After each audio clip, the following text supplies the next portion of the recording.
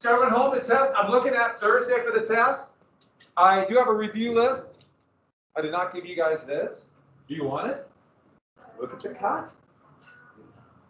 Crinkly. You want it?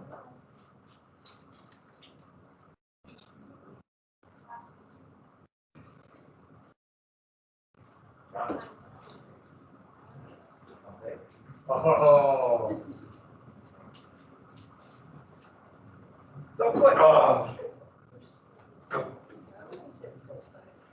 Actually, I wasn't going to use crinkle. I know I can't find my regular scissors. I'm sure I said it someplace.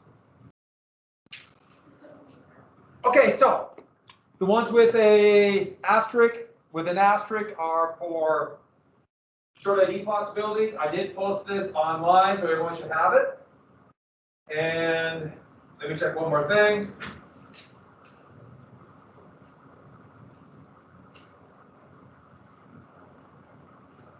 We're good. All right, good.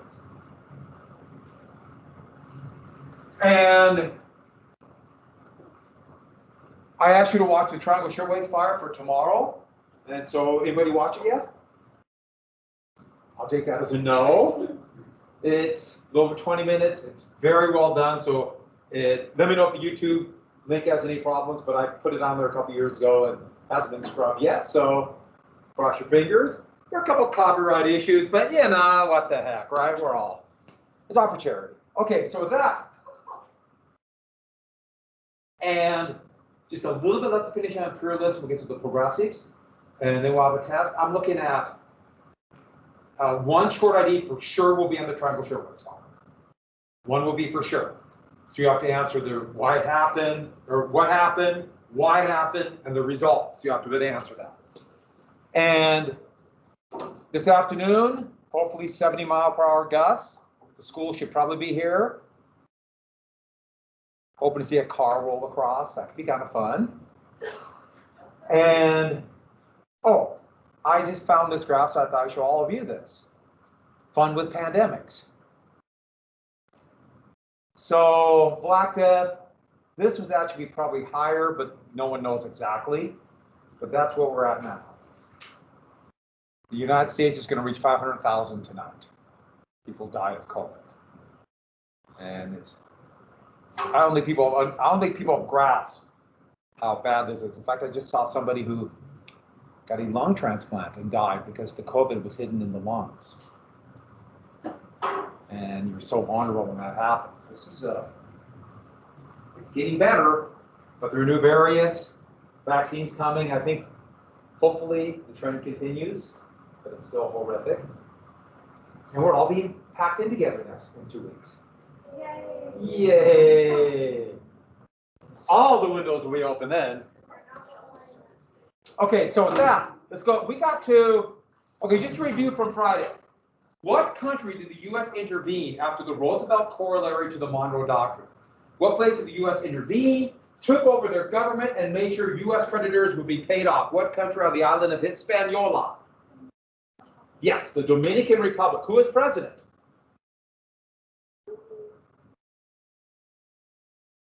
Who? Yeah, Teddy Roosevelt.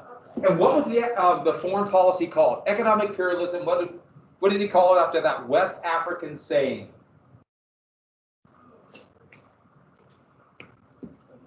Yeah, the big stick. And the U.S. would engineer a rebellion in the country of Colombia. So we get a canal built where? Wyoming, yes. So you have a canal across Wyoming, it just goes from one end to the other, Wyoming to South Dakota. And that's not true. And we got to China, didn't we get the right to hear the Boxer Rebellion? Is that where we quit? Did that look right to everybody? Okay, let's go and get started on this then. So, I think I mentioned the economic imperialism in China and unequal treaties that just exploited China. Colonies are really expensive. Countries are thinking about it, but China has a massive population, a very proud population. They're so technically independent, but countries are occupying cities.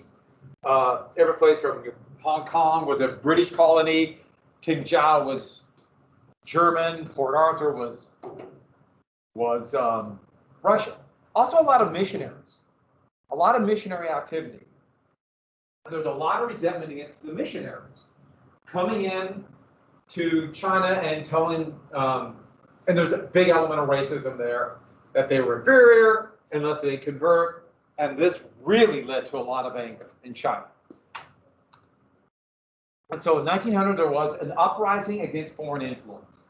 And this was a rise up to drive out foreign trade legations, missionaries, the troops, and they were technically secret. The government of China was very weak, so they could indirectly support them.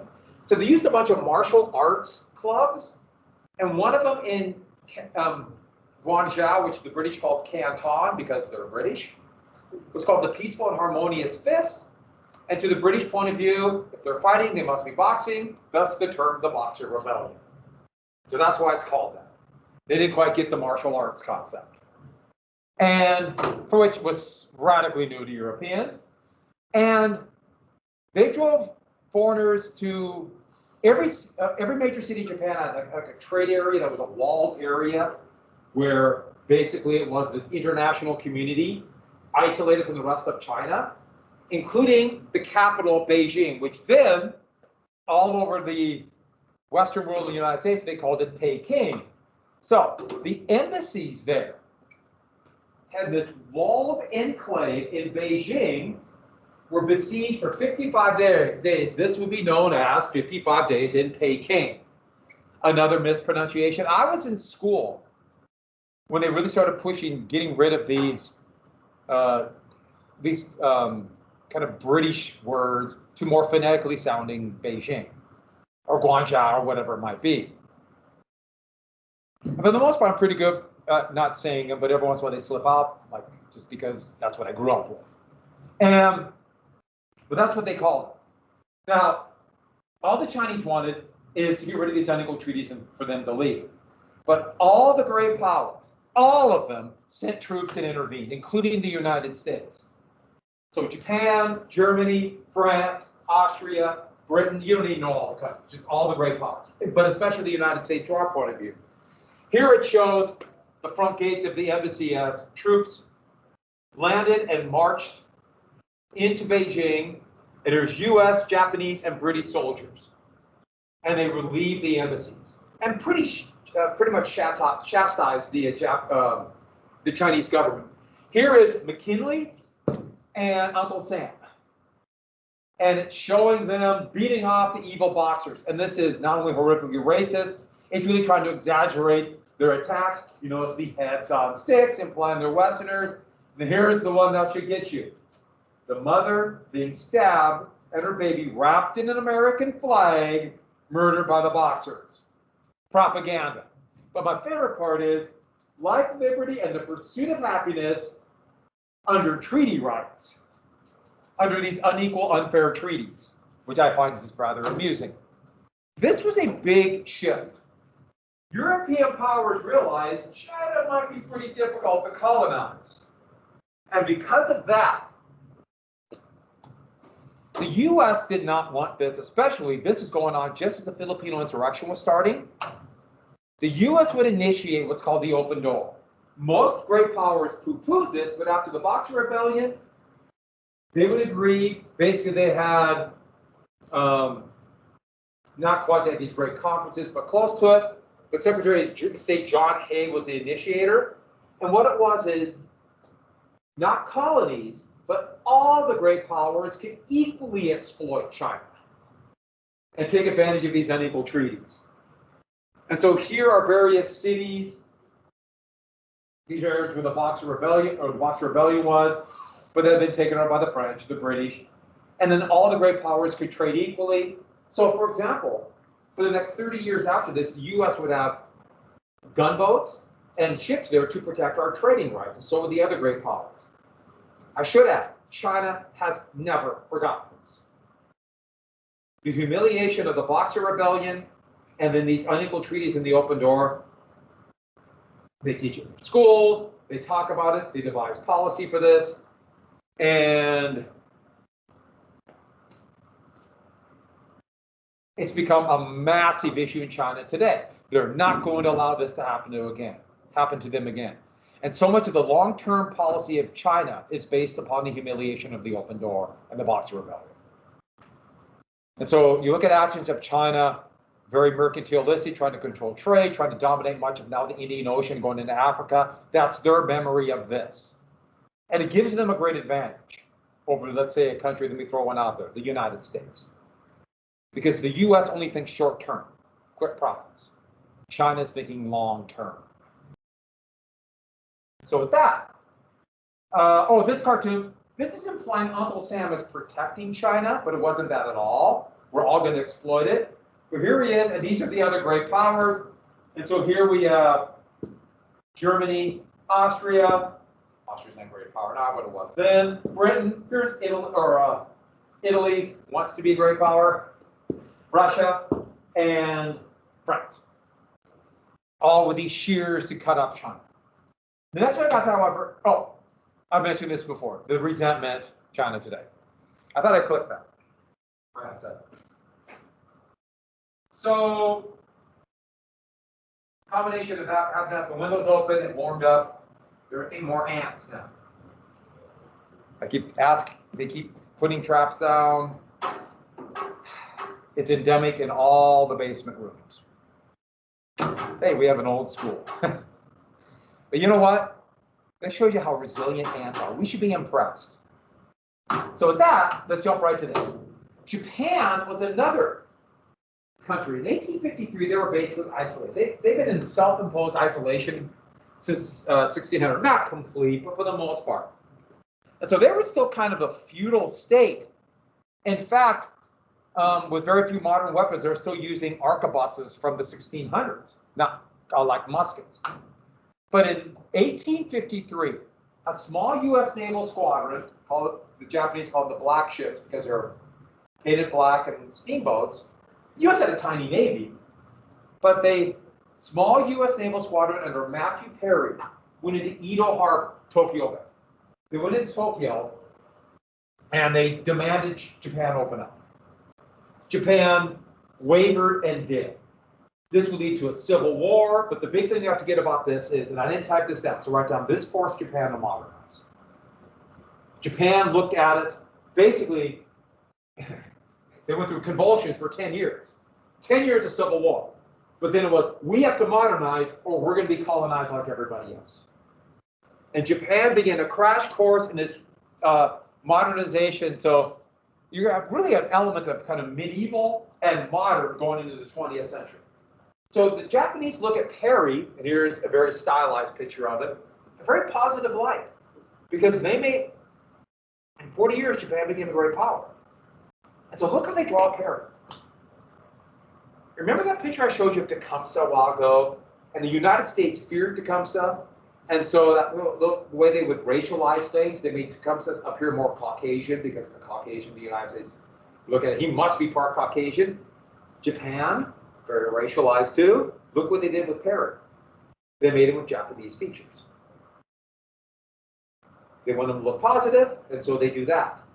And part of the reason World War II in the Pacific would be so horrible is because much of it wasn't racial. That would make it so much more awful. So Japan's modernizing. They defeated China in 1884. But then the war we have to get is that shocked the world. In 1904, 1905, in the Russo-Japanese War over Manchuria, Japan, they routed Russia. Totally shocked the world. An Asian power defeated a European power with a massive army. Yes, Russia was not modernized, but they were calling them, going into the 20th century, they're calling Russia the Russian steamroller because of the size of their army and the ferocity of their fighters. And the thought was, all over the world, of course Russia would beat Japan. A European power, at least to the point of view of the Europeans, a European power would defeat an Asian power, very racialized. Japan beat them badly. And Japan opened up their attack. Japan had taken Korea and occupied this from China. And then we're after this part of Manchuria, which is technically part of China, but by then China was all broken up. They did a surprise attack on the Russian fleet 3 hours before they declared war and knocked out the small Russian fleet there. So it gave kind of a free hand. Russia had a pretty big navy, but most of their ships were here in the Baltic. By the way, a surprise attack on the Japanese fleet? Let me think. Let me ponder. Could this be foreshadowing something? I don't know. Could be. By the way, it would take Russia a while, but they would decide to send their entire fleet all the way around. While they're doing that, it would take 10 months. While they're doing that, in horrific battles, Port Arthur would fall. And it found out something. These modern weapons are much bloodier, much more deadly, and much more expensive in terms of lives and treasure than anyone ever thought. Nobody learned these lessons. World War I is coming. Armageddon is coming. And so with that, this shocked everybody. I should add, Japan had one ally. Because of mutual fear of Russian expansion, Japan had one ally, Britain. By the way, Russia had one major ally, a biggie, France, because they both hated Germany. So, but there's one battle we have to talk about, the Battle of Tsushima. It's a naval battle, and the reason why is, remember that fleet? Well, what happened when they finally got there? It took them 10 months to sail around the world. The thought was, okay, now that the main Russian fleet is there, they'll knock out the Japanese and save face. Here is a Russian propaganda, and look at the racialized way they show this picture. Look at the way they show Japanese. And doesn't it have a similarity, just with slightly different features, in those pictures I showed you before of, let's say, Queen Liliuokalani, or so the way to dehumanize another race, and look how they draw Russians. Now this is what Caucasian, this is for Caucasians, Europeans, and they sailed all the way around. It took 10 months. In fact, it was kind of a disaster. Here, they found there were some British and Dutch fishing boats here, and the Russian fleet was so on edge they thought it was the British attacking them that they opened fire on fishing boats and sunk them. They nearly went to war with Britain right there. That's one of those, we might have had a totally different history. Because in World War I, Britain and Russia would be allies. But 10 years earlier, they just about went to war. Well, they sailed all the way to here at the Straits of Tsushima, and they met the Japanese fleet. And anybody want to guess what happened to the Russian fleet? They were all destroyed. It's one of the biggest, most lopsided naval battles in military history. And the Japanese are now on the world scene. And so here's a couple pictures of paintings from the fleet. But I know what you're thinking. I want to see an easy to follow map. Here we go. And the best part about this map is the descriptions in Russian. So that should make it much easier to follow. Everyone got that? I mean, you pretty much now understand. Here comes the Russian fleet, the capital. I just thought that map was funny. But obviously, it's really is interesting.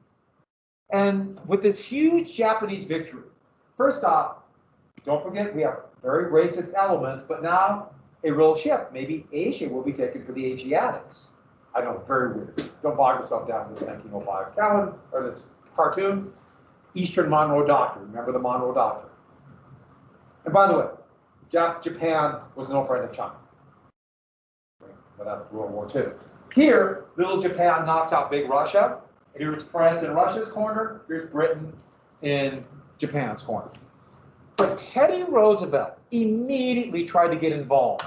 And he got the treaty negotiated in Portsmouth, Maine. You notice it's not in Paris.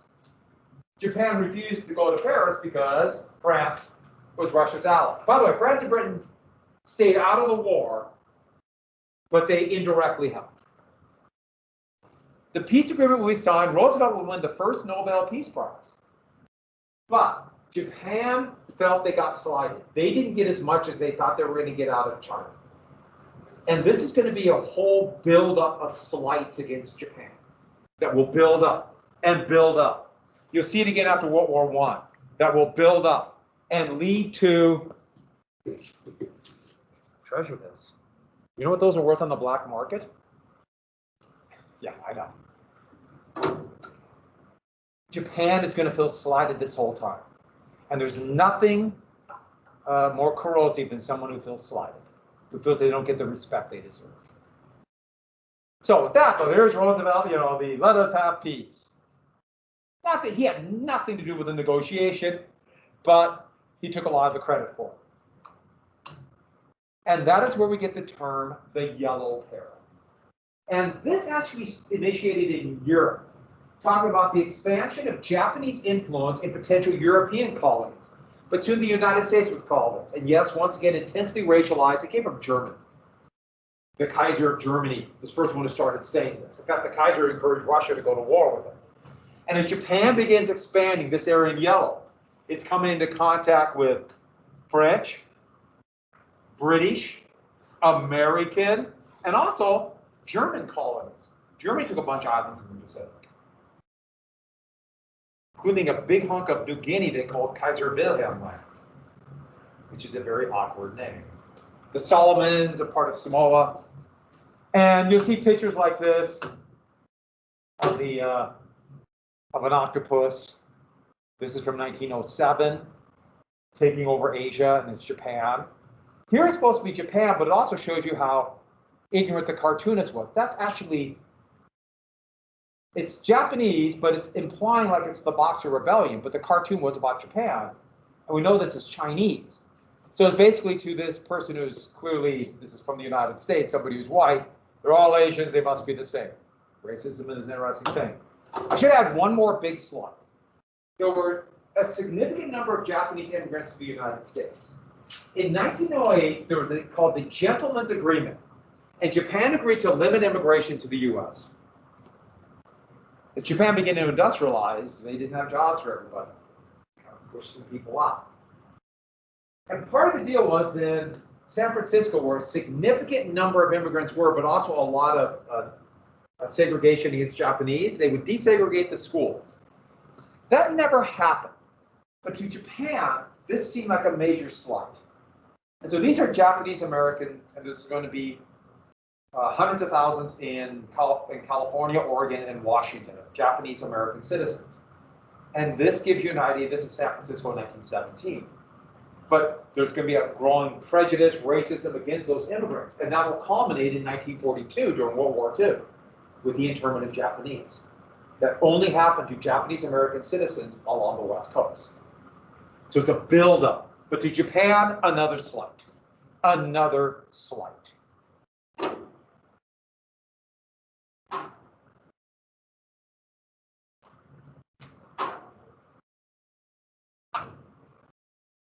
In 1907, Roosevelt, to brag about America's entry into the world stage, sent a part of the U.S. fleet that was now arguably the third or fourth biggest fleet in the world.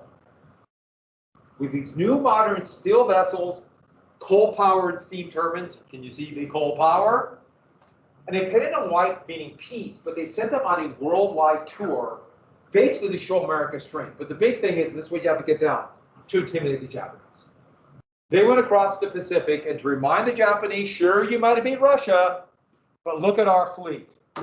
And that's a great shot. By the way, do you see the problem with coal power in a naval battle? You're not going to hide. You're not going to sneak up. It was at this time that they're just beginning to make and perfect a steam turbine that was powered by petroleum. And that will change everything.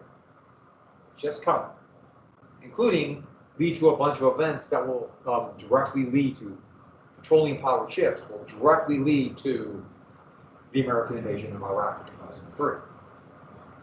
All these things are kind of we're starting to build up. Britain will create a country called Iraq. That's coming.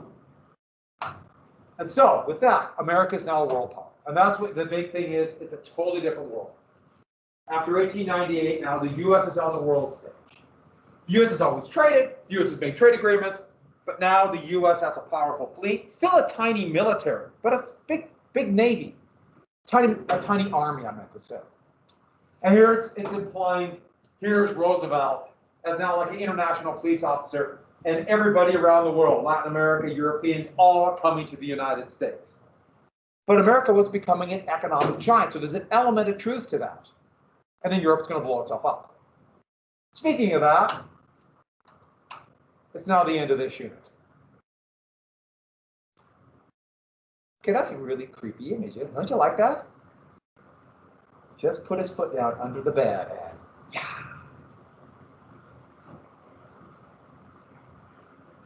Weren't you ever scared of that when a little kid and you put your foot down under the bed and something's going to grab you? Remember that tonight. Okay, moving on. The Progressives. So the Progressives, what are you doing?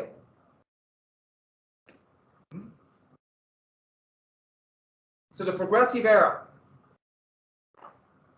And here's President Roosevelt attacking trusts. And here's the beef trust. By the way, they have the trust as this weird octopus. So this is a very creepy image of the cow's head on an octopus. Imagine that grabbing your foot under the bed. Okay. But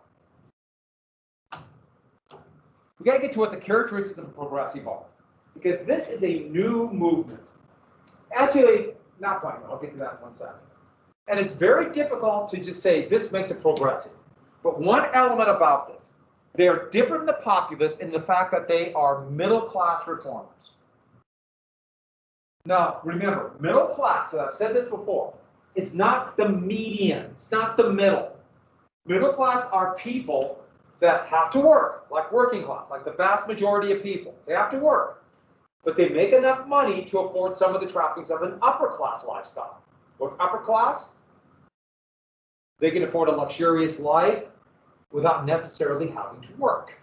At least work in the way that we think of work. These are people that are benefiting from this. So they're the engineers, they're the clerks, they're the bureaucrats in governments, they're the managers. And they also include positions like eventually teachers or elements like that, accountants, things like that. They are benefiting from society. So this society. So here's the important thing. Progressives want capitalism to last. They want to make it work. But they see problems in there. They're very much like the populists. They see problems in capitalism. But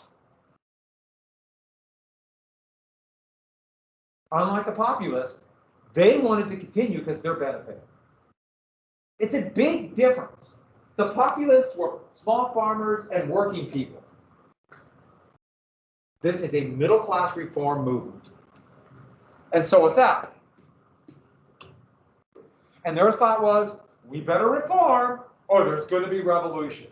And there seemed to be a lot of evidence of that. Don't forget, in 1901, the President of the United States was killed by an anarchist. And here's Roosevelt, the first real progressive president, like taming the monopolies. And I should add, this is from both parties. Both parties. But let me explain this cartoon in just 1 second. There's going to be Republican progressives and Democratic progressives. So the first progressive president was a Republican, very much different than the vast majority of at least leading Republicans. But then the next major progressive president was Woodrow Wilson, a Democrat. They were different in some ways, but for the most part, progressives. Here is Roosevelt. This is actually an Austrian cartoon. And it's showing Roosevelt and his policies taming extremism, anarchism. It's Austrian, so it's in German, but taming the anarchists. It's a way to fight them, but not just anarchists. It's also fight dictatorships too, authoritarian governments. So the opposite. So with that, number one, society can approve. That's a characteristic. They believe society can approve. And it's not that other people didn't believe that, but they thought we can engineer it. We can step in. Has everyone got that? The people can make a better world. It's not just going to happen. And therefore, not laissez-faire. Laissez-faire was hands-off of competition. And the progressives looked at it as pure competition for money will lead us to the most base elements. Whatever sells will win. Also, whoever's the biggest will win in laissez-faire. And so they believe we can make a better society. And so here's Roosevelt, this idea of Roosevelt's speech, but including a lot of this idea that progressivism, we can make things better. And that's an important element. It's a really important difference between progressives, which are more and more, okay, FDR was for the most part a progressive. He called it liberal, and that's where that term comes from. And that's a big difference in conservatives, who believe, well, if there's going to be improvement, it would just happen. Well, here, no, we can make a better world. And so some of the ways they would do this is part of the improvement, women's rights. So a lot of progressives believe, especially in voting rights, suffrage. But the problem they had is, first off, here is a cartoon of women.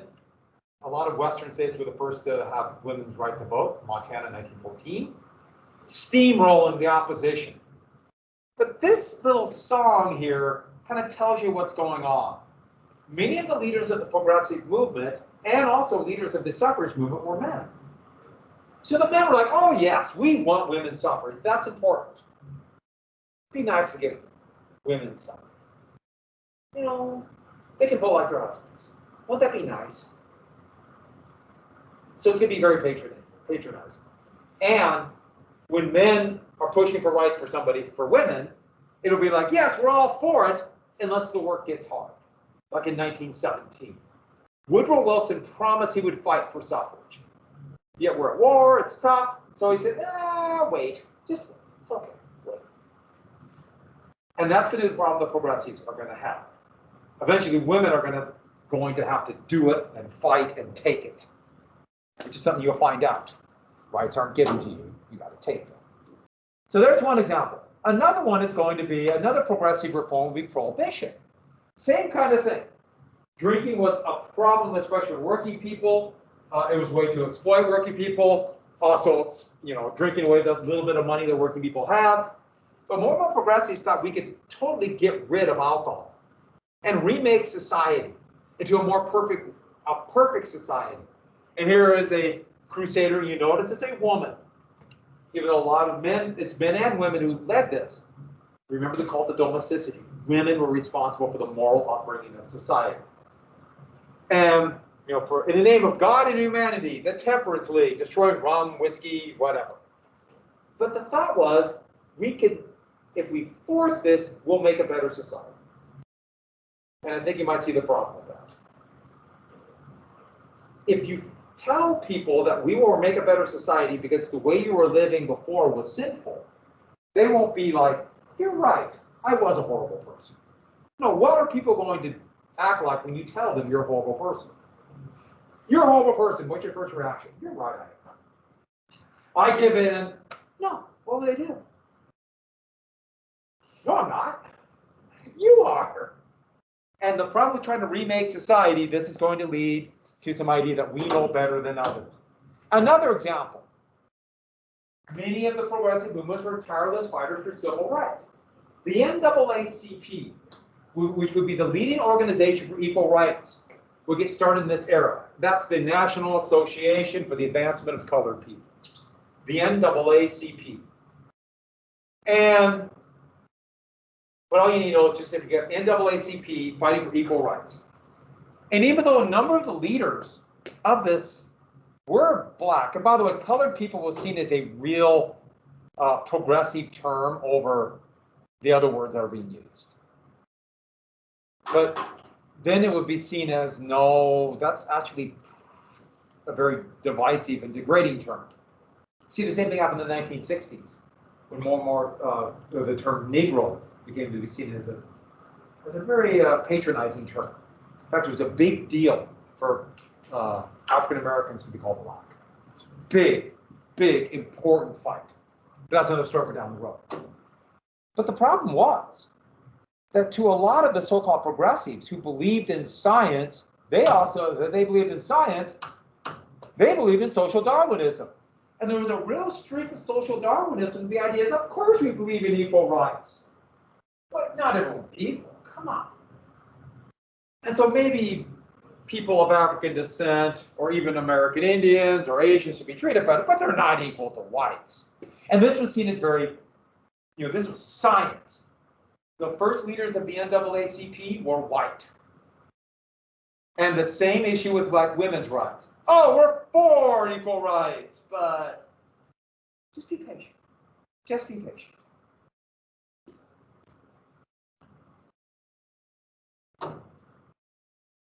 Which is still a very common thing for today. Just be patient. We'll get to it.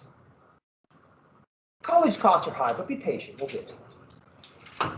And so with that, number 2 then. If we're going to improve society, we need experts. And there's this real faith that they can do it, this science-based idea, a scientific approach. And in fact, you're going to start seeing these people in government called technocrats. And the idea being they wouldn't be involved in politics. All they'll care about is science. And the best way to do this.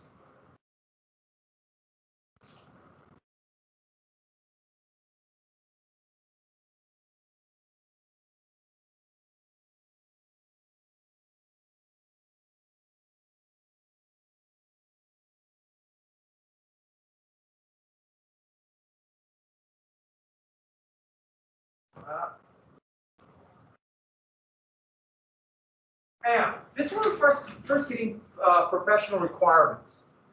It was starting in the 1880s, 1890s, but these are some of the first progressive reforms. With the idea that we'll have different professions and they'll have a certain amount of training. So, for example, if you take the bar exam, that is a progressive level form. And a bar exam means you're going to become a professional what? What the bar exam is? Yeah, for lawyers, exactly. So that is, you must pass this to show you have certain requirements met to become a lawyer. And requirements for like medical school came about through progressive reform. Also, for anything from teaching to accountants, like certified public accountant, a CPA, progressive reform. So trained people, not just anybody who can say, I'm a dentist because I'm quick with the pliers. And I'll let you ponder that one for a second. But it's true, early dentists, you're quick. I know. And in college, there was just a couple degrees. Bachelor of Science, Bachelor of Arts, usually liberal arts. Also, you have all these different degrees in college. And if you start to look, and I'm sure some of you have looked at college and think about degrees, think about all of them. Like, for example, an expert in government, political science. History was already there. But in society's function, sociology. Psychology became, that was a progressive era reform. All of those came about. Economics, progressive era reform.